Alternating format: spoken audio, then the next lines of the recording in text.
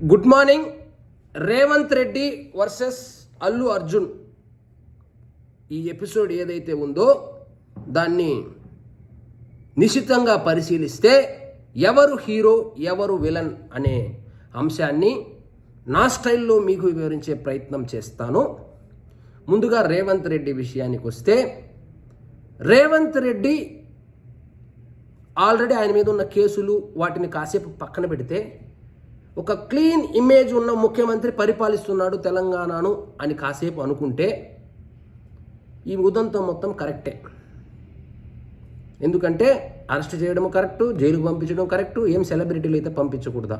But ఆయన బ్యాక్గ్రౌండ్ను compare చేస్తూ ఆయన ఏమైనా మహాత్మా గాంధీనా, ఆయన మీద కేసులు లేవా, ఆయన మీద అది ఏదో ఉంది కదా బ్యాగు ఓటుకు సీటు ఏదో ఉంది కదా, అది లేదా, అంతలో మాత్రానికి పంపించేస్తారా అని. సో ఒక సెక్షన్ ఆఫ్ పబ్లిక్ ఏమంటున్నారంటే రేవంత్ రెడ్డి చేసింది 100% కరెక్టు. నిన్న అల్లు అర్జున్ని పరామర్శించడానికి ఈ సినిమా యాక్టర్లు, డైరెక్టర్లు, ప్రొడ్యూసర్లు, ఎందుకంటే ఇప్పుడు ఫామ్లో ఉన్నాడు కదా, పుంకాలుగా అసలేం పని లేదనుకుంటా వాళ్ళకి, ఓ రోజు జైల్లో ఉండి వచ్చినందుకు పరామర్శ అంట. జైల్లో ఉండి వచ్చిన అతనికి పరామర్శ ఏందో నాకైతే అర్థం కాల. అంటే ఏమి సంఘీభావం ఏమో, బహుశా సంఘీభావం అనాల, పరామర్శ కాదు సంఘీభావం. ఓకే, వాళ్ళ మధ్య ఉన్న రిలేషను లేదా వేరే ఇతర కారణాల వల్ల వెళ్ళి ఉండొచ్చు. కానీ రేవంత్ రెడ్డిని పొగుడుతూ ఉండే సెక్షన్ ఏం చెప్తున్నారంటే, అల్లు అర్జున్ జైల్లో ఉండి రిలీజ్ అయిపోయిన వాడిని పరామర్శించేదానికి క్యూ కడుతూ ఉన్నారు. ఒక పేదవాడు చావు బతుకుల మధ్య ఐసీయూలో అడ్మిట్ అయింటే ఆయన్ని చూసేకి ఎవరు పోరు అనేసి ఒక ప్రశ్న లేవెత్తారు. ఆ ప్రశ్న లేవనెత్తితే వాళ్ళకి నేను చెప్పే సమాధానం ఏమంటే, మిగిలిన హీరోలు ఆ పిల్లోని పరామర్శించే బాధ్యత అయితే లేదని నేను అనుకుంటున్నా. ఎందుకంటే వాళ్ళకి సంబంధం లేదు కాబట్టి. అంతో ఇంతో సంబంధం ఉండేది, అట్లీస్ట్ A11గా ఉన్నాడు కదా అల్లు అర్జున్ అయితే పరామర్శించింటే బాగుండేది. బట్ అతనికి ఖర్చులు, హాస్పిటల్ కావాల్సినటువంటి ఖర్చులు తనే చూసుకుంటానని చెప్పడము, ప్లస్ 25 లక్షలు, ఈ 25 లక్షలు ఇచ్చినాడో లేదో నాకైతే తెలియదు. అప్పుడు వరదలు అప్పుడు ఏదో 50 లక్షలు అన్నారు, ప్రకటించినాడు. ఆయన వచ్చి ఇచ్చినట్లు ఏ ముఖ్యమంత్రితో ఫోటో అయితే నేను దిగింది నేను చూడలేదు. సో ఈ 25 లక్షల కథ నాకు తెలియదు. ప్రకటించేదైతే ప్రకటించినాడు, హాస్పిటల్లో బిల్లులు కడతామని చెప్పినారు. సో ఆ పర్టికులర్ సెక్షన్ ఏం చెప్తోందంటే, అల్లు అర్జున్ని అరెస్ట్ చేసింది కరెక్టే, రేవంత్ రెడ్డిది కరెక్టే. ఒక హీరోలాగా మొత్తం హీరోల్ని సినిమా ఇండస్ట్రీలకి మామూలుగా అయితే భయపడతారు, అట్లా భయపడకుండా హీరోలాగా అరెస్ట్ చేపించి చేయడము రేవంత్ ప్రభుత్వము చేసింది మంచిదే అంటూ ఉన్నారు. కానీ ఇంకొకరు ఏమంటూ ఉన్నారు, అనవసరంగా రేవంత్ రెడ్డి సినిమా వాళ్ళతో పెట్టుకున్నాడు, సినిమా వాళ్ళతో పెట్టుకుంటే జగన్మోహన్ రెడ్డి పరిస్థితి ఏమైంది, జగన్మోహన్ రెడ్డి పరిస్థితే రేవంత్ రెడ్డికి రిపీట్ అవుతుంది, మరో జగన్మోహన్ రెడ్డి లాగా పరిపాలన ఉందే కానీ రేవంత్ రెడ్డిది కొత్తదనం ఏం కనపడడం లేదనేది మరొక సెక్షన్ ఆఫ్ పబ్లిక్ పీపుల్ ఒక ఒపీనియన్ అనమాట. సో ఇది ఎలా ఉందంటే, వీళ్ళ పాయింట్ ఆఫ్ వ్యూలో ఇప్పుడు అల్లు అర్జున్ అరెస్ట్ చేసిన దానివల్ల ఎలక్షన్ అప్పుడు అందరూ ఇంకా వ్యతిరేకమైపోయి ఏ బీఆర్ఎస్కో ఏ బీజేపీకో సపోర్ట్ చేసేసి మన రేవంత్ రెడ్డిని దించేస్తారని. ఆంధ్ర పరిస్థితులు వేరు, అక్కడ ఎదురు తిరిగిన పవన్ కళ్యాణ్ కథ వేరు, ఇక్కడ మిగతా హీరోల పరిస్థితి వేరు, కథ వేరు. ఒక్కరు కూడా మైకు పెడితే ఓడిపోయిన తర్వాత కూడా రేవంత్ రెడ్డికి వ్యతిరేకంగా కనీసం ఒక మాట కూడా మాట్లాడరు. మేబీ వాళ్ళ ఓట్లు, వాళ్ళ ఇంట్లో వాళ్ళ ఓట్లు వేయగలుగుతారేమో.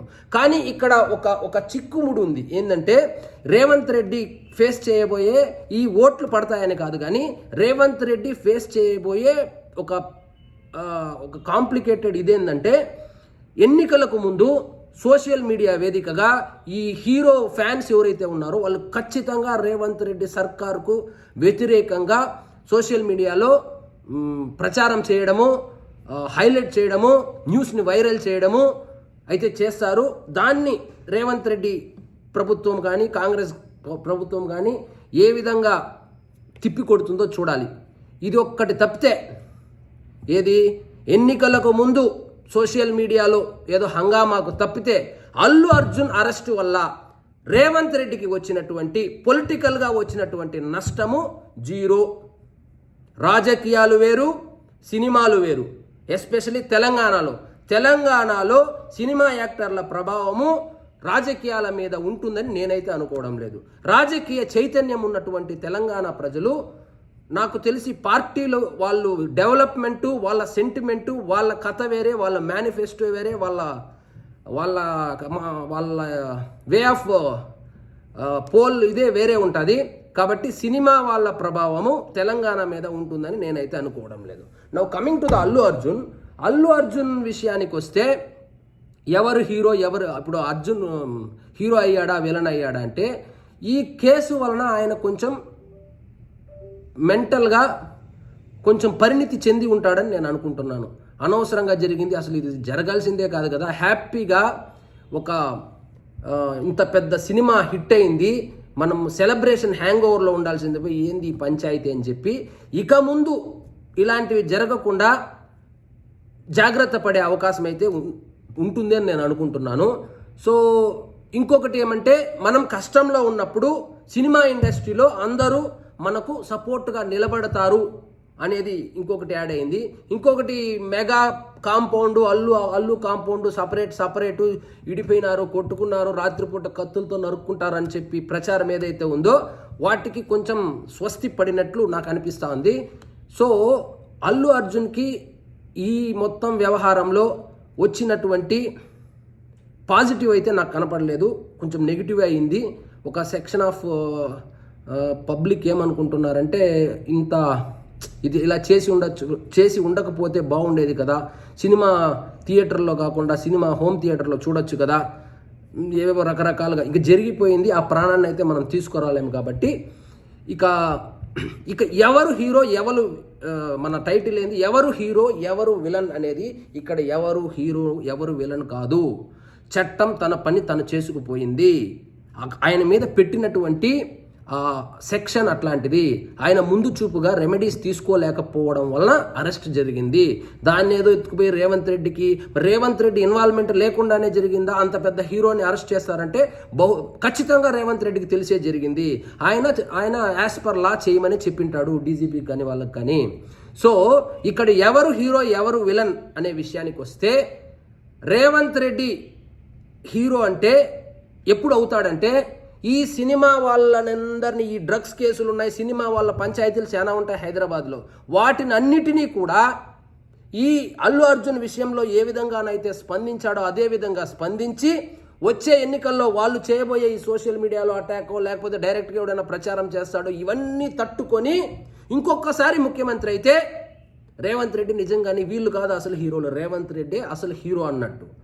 లేదా అల్లు అర్జును, రేవంత్ రెడ్డి నువ్వు నన్నే అరెస్ట్ చేపిస్తావా, చూస్తూ ఉండి ఈసారి నీ ఎలక్షన్లో నీ కథ అని చెప్పి ఏదో ఒక స్టాండ్ తీసుకొని ఏదో బీజేపీకో బీఆర్ఎస్కో సపోర్ట్ చేసి సుడిగాలి పర్యటనలు చేసి రేవంత్ రెడ్డికి వ్యతిరేకంగా ప్రచారం చేసి రేవంత్ రెడ్డి ప్రభుత్వానికి వ్యతిరేకంగా ఎన్నికల్లో ప్రచారంలో పాల్గొని ఒకవేళ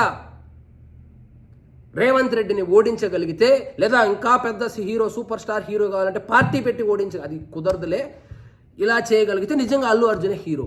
సో ఇక్కడ హీరో ఎవరు విలన్ ఎవరు అనే దానికన్నా ఈ మొత్తం వ్యవహారంలో చట్టం తన పని తను చేసుకెళ్ళింది. సో అంతో ఇంతో కొంతవరకు రేవంత్ రెడ్డి ప్రమేయం అయితే ఖచ్చితంగా నాకైతే కనపడింది. లేకపోతే 5:30కి బెయిల్ వస్తే 20 నిమిషాల్లో డ్రాఫ్ట్ చేయలేరా అండి, 6 గంటలకు బెయిల్ పేపర్స్ అక్కడికి పోకపోవడం ఏంది, హైకోర్టులో బెయిల్ వచ్చిన తర్వాత కూడా. సో కొన్ని పొలిటికల్ ఇంటెన్షన్స్ అయితే నాకు కనపడింది. అది ఎందుకు చేశాడు ఏం చేశాడో నాకు తెలియదు. కాబట్టి సో ఇక ఎవరు హీరో ఎవరు విలన్ అని తెలియాలంటే మనము వచ్చే ఎన్నికల వరకు వేచి చూడాల్సిందే. ఇదండి ఈరోజు మన టాపిక్. జై హింద్.